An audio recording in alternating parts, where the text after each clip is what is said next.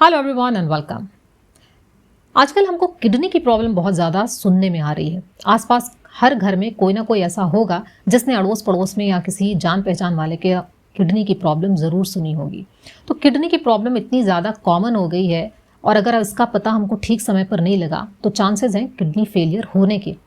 और अक्सर लोगों को तभी पता चलता है जब वो किडनी फेलियर की कंडीशन तक वो बात पहुंच गई हो, क्योंकि ये चीज़ें धीरे धीरे डेवलप होती हैं आपकी बॉडी में और पता बहुत लेट से चलता है। इसलिए ज़रूरी है कि हम उन सारी चीज़ों को जानें कि क्या है जो किडनी फेलियर की वजह बनती है और क्या है जो हम पहले से देखकर समझ सकते हैं कि किडनी प्रॉब्लम हो सकती है बॉडी में। Hi, my name is doctor Jayati Mishra and welcome to the channel.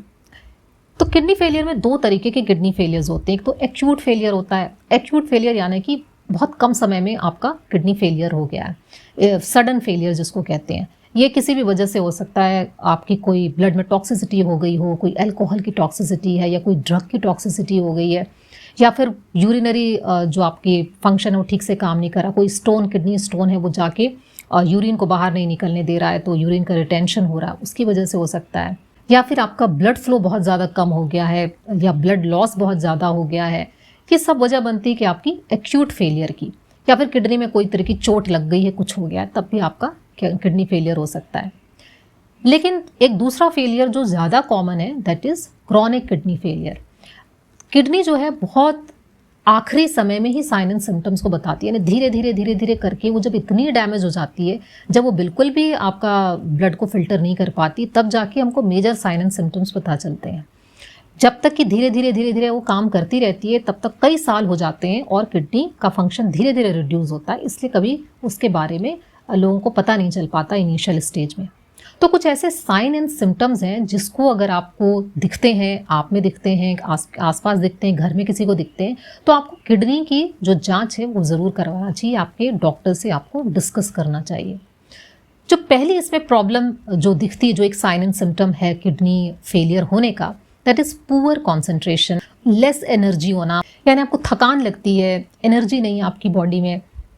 क्योंकि किडनी का काम क्या होता है, आपकी बॉडी से टॉक्सिन्स को निकालना, जो भी वेस्ट मटेरियल है उसको निकालना। अब वेस्ट मटेरियल अगर आपकी बॉडी में इकट्ठा हो रहा है, इसका मतलब आपकी बॉडी न्यूट्रिशन की जगह वेस्ट मटेरियल को इकट्ठा कर रही है, और इसी वेस्ट मटेरियल के कारण आपको लिथार्जी लगेगी। बहुत ज़्यादा टॉक्सिसिटी के कारण आपकी बॉडी ठीक तरीके से काम नहीं करेगी, किसी चीज़ में मन नहीं लगेगा, बहुत समय बैठकर आप कॉन्सेंट्रेशन से कोई काम नहीं कर सकते हैं।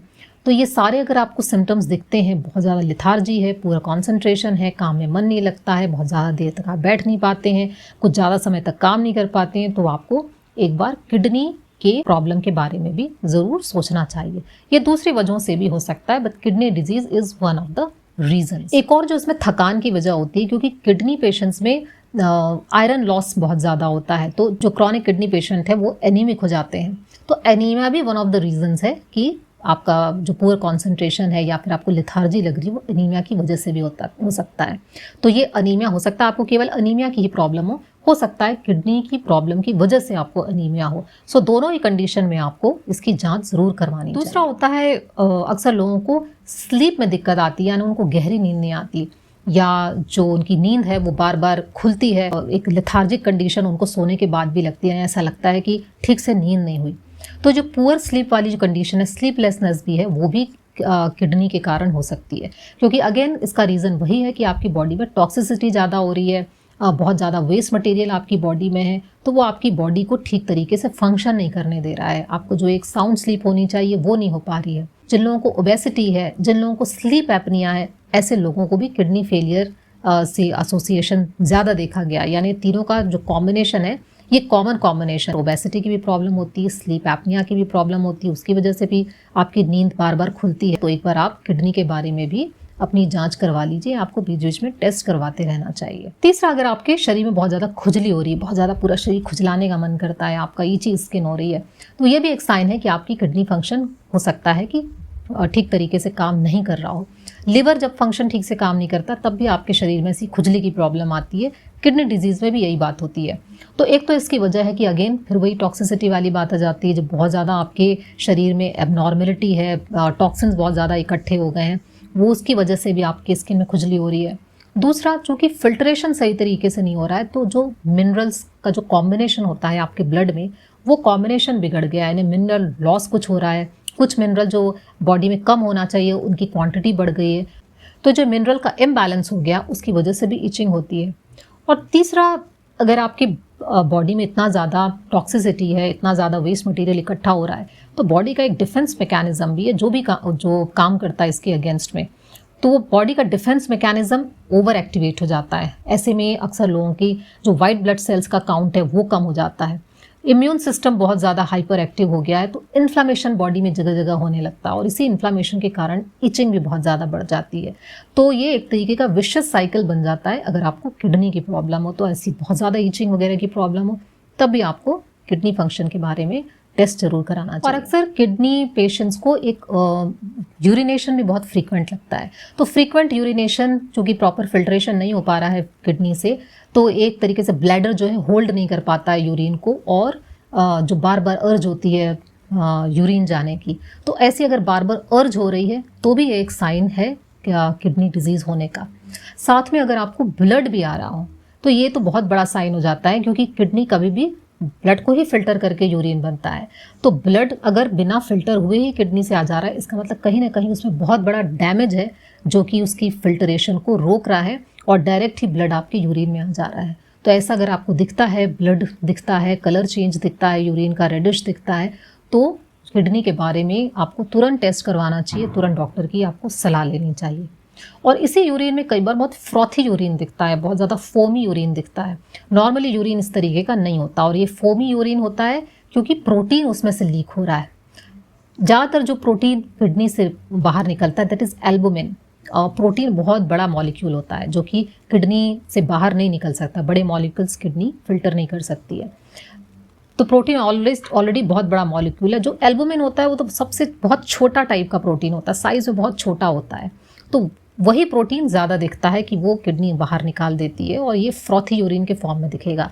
So that is also one of the science जब आपको किडनी टेस्ट करवाना चाहिए। और एक कॉमन सिम्टम है जिसको देख के अक्सर लोग पता लगाते हैं कि किसी को किडनी की प्रॉब्लम हो सकती है, कि उनको स्वेलिंग दिखती है, कि पैरों में स्वेलिंग दिख रही है, एंकल में स्वेलिंग दिखती है। तो ऐसे समय में लोगों का ये रहता है कि एक बार भी हो सकता है किडनी की प्रॉब्लम हो, तो ये बहुत कॉमन सिम्टम है जिसको लोग ऑब्जर्व करते हैं। तो ऐसे समय में चूंकि सोडियम का रिटेंशन बढ़ जाता है, सोडियम का रिटेंशन होता है तो वाटर रिटेंशन होता है, तो ये वाटर रिटेंशन आपको जगह जगह जॉइंट्स में दिखता है। चूंकि वाटर है, जब आप खड़े होते हैं तो नेचुरली लोअर पोर्शन में आपको ज़्यादा दिखता है। तो ऐसा अगर आपको जगह जगह स्वेलिंग दिख रही है, एडीमा दिख रहा है, तो आपको किडनी के बारे में सोचना चाहिए। और उसी के साथ लोगों के चेहरे में भी स्वेलिंग आने लगती, पफीनेस आइज़ के अराउंड हो जाती है। तो एक तो वाटर रिटेंशन के कारण ऐसा होता है, और दूसरा जो कि प्रोटीन बहुत ज़्यादा आपकी बॉडी से लीक हो रहा है, प्रोटीन का बॉडी से एक्सक्रीशन बढ़ गया है, उसकी वजह से भी पफीनेस आपकी आइज़ में और फेस में दिखती है। कुछ लोगों को ठीक से भूख नहीं लगती या खाना खाने का मन नहीं होता है। कोई भी आपकी जो क्रॉनिक प्रॉब्लम होगी, कोई भी क्रॉनिक डिजीज़ होगी, ये एक सिम्टम है जो कि कॉमन दिखता है सभी बीमारियों में, कि खाना खाने की इच्छा नहीं होती है। बॉडी अगर किसी बहुत गहरी प्रॉब्लम से अंदर स्ट्रगल कर रही है, तो पहला साइन एंड सिम्टम्स आता है कि पुअर एपेटाइट। तो इसकी बहुत सारी रीज़न हो सकते हैं, लेकिन ये भी एक रीज़न है कि आपको खाना खाने की इच्छा नहीं होती है। थोड़ा सा खाना खाते हैं पेट भर जाता है, या खाना देख के उसके बाद खाने की इच्छा नहीं होती है। ये सब एक तरीके से शो करते हैं कि आपको कोई ना कोई प्रॉब्लम है, कुछ भी प्रॉब्लम हो सकती है, but this is also one of the reasons कि किडनी रिलेटेड इशू भी आपको हो सकता है। नेक्स्ट जो साइन है that is muscle cramps. Muscle cramps क्यों आते हैं? क्योंकि आपके टिश्यूज़ की जो फंक्शनिंग है वो नॉर्मल नहीं है। वैसे बॉडी बहुत ही कंजर्वेटिव तरीके से काम करती है, उसका काम ये है कि कोई भी जो यूज़फुल चीज़ है उसको बॉडी बाहर ना जाने दे। जो एक्सेस अमाउंट में कोई चीज़ कोई हो गया, मिनरल है, टॉक्सिन है, कुछ भी है, उसको बाहर निकाल दे। जिस चीज़ को रिटेन करना है, रीयूज़ कर सकते हैं, उसको एब्जॉर्ब कर ले। यही काम आपकी किडनी का भी होता है।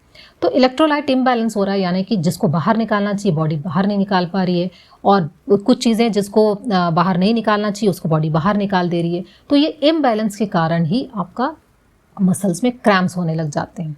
जो पोटेशियम है उसको बॉडी बाहर, जो किडनी है वो बाहर नहीं निकाल पाती, इसलिए पोटेशियम की डाइट को बिल्कुल ही रिस्ट्रिक्ट करके रखा जाता है, पोटेशियम नहीं देना चाहिए। तो पोटेशियम आपकी अगर बॉडी में ज़्यादा हो गया, आपके ब्लड में ज़्यादा हो गया, तो हाइपर कैलीमिया की कंडीशन आ सकती है। जैसे हार्ट बीट बढ़ जाती है, इवन हार्ट अटैक का रिस्क बढ़ जाता है। उसी तरीके से जो सोडियम रिटेंशन ज़्यादा हो रहा है, जो फॉस्फोरस का एक्सेस लेवल है वो बॉडी बाहर नहीं निकाल पाती, तो फॉस्फोरस की क्वांटिटी भी बॉडी में ज़्यादा हो गई, ब्लड में ज़्यादा हो गई। फॉस्फोरस ब्लड में ज़्यादा होगा तो वो कैल्शियम को उसको ऑफसेट करने के लिए कैल्शियम की क्वांटिटी बढ़ाएगा। तो कैल्शियम हमारी बॉडी में कहाँ से निकलता है? बोन से निकलता है। तो बोन से भी कैल्शियम निकल के ब्लड में आ रहा है, तो हमारी बोन्स भी वीक हो रही हैं, तो बोन्स में भी पेन होगा, बोन्स में भी दर्द होगा, इस वजह से भी लेथार्जी लगती है, पेन होता है जगह जगह। तो ये कंप्लीट इलेक्ट्रोलाइट इम्बैलेंस के कारण हमारी बॉडी एबनॉर्मली बिहेव करती है। तो ये सारे साइन एंड सिम्टम्स हैं जो बताते हैं कि आपकी किडनी फंक्शन डिस्ट्रप्टेड है, या अगर आपको इसमें से 3-4 मिल जाएं तो डेफिनेटली आपको अलर्ट हो जाना चाहिए। इसलिए बॉडी को थोड़ा थोड़ा ऑब्जर्व करते रहना चाहिए कब क्या साइन एंड सिम्टम आते हैं। कई बार दर्द हो रहा है तो पेन किलर खा लिया, ठीक नहीं लग रहा, थोड़ी देर के लिए सो गए। इस तरीके से हम अपनी बॉडी को मैनेज करते रहते हैं। पर अगर आपको वो चीज़ 1 बार 2 बार से ज़्यादा हुआ, कई बार हो रहा है, कई महीनों से हो रहा है, तब तो आपको बहुत ज़्यादा अलर्ट हो जाना चाहिए, डॉक्टर को दिखाना चाहिए, उसके ट्रीटमेंट प्रॉपर तरीके से कराना चाहिए, क्योंकि किडनी फेलियर एक ऐसी कंडीशन है जो कि इरिवर्सिबल हो जाती है। तो अगर आप उसको सही समय पे पता लगा लेंगे तो एटलीस्ट फर्दर डैमेज होने से आप इसको बचा सकते हैं, और आप बहुत तरीके से बहुत सारी चीज़ों के थ्रू आप इसको सही भी कर सकते हैं काफ़ी हद तक। तो ध्यान दीजिए, इन सिम्टम्स को इग्नोर मत करिए, और अपने आसपास जो भी लोग हैं उनके साथ शेयर करिए कि कैसे वो इन सिम्टम्स पे खास ध्यान रखें और ऑब्जर्व करें, और खुद अलर्ट हो जाएं, अपना जांच कराएं, डॉक्टर को दिखाएं और सही समय पे सही ट्रीटमेंट लें। So if you like this information, please do subscribe, like and share this video. Thank you. Thanks for watching and take care.